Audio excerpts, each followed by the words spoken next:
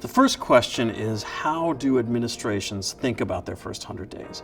They have limited time. They need to narrow their scope, narrow their attack, but they have two questions they need to ask themselves. The first is, what is in the realm of the possible with the Congress they have? And the second is, what are they looking at in terms of the economic landscape? Presidents are elected on a broad platform, but reality often intrudes. And unforeseen issues take center stage. Businesses need to frame what they want as a solution to the problem that the administration has.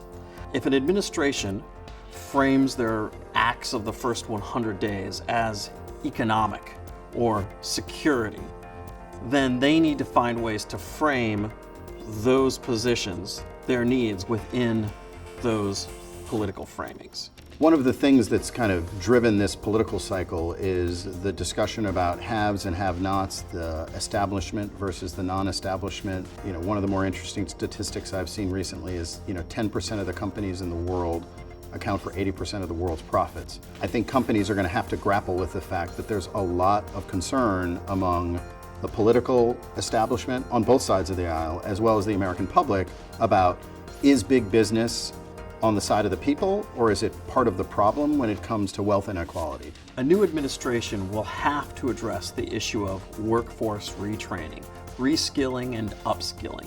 Why? Because robots and algorithms, not foreign workers, are going to replace a number of middle-class jobs. And those individuals will need to be retrained. And federal and state governments will lead that retraining effort. Businesses need to think about their workforce training programs and how those things fit into a wider federal policy.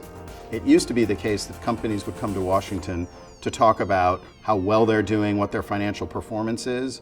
Our point of view now is that if companies are going to come and engage in Washington, which we believe is an essential dimension of protecting and bolstering your reputation, you need to be able to come to this town and talk not just about your financial performance, but what your social purpose is. What are you doing to make this country a better place? What are you doing to invest in American workers? How are you leveraging the resources, knowledge, expertise you have as a company to make the world a better place and make America a stronger country?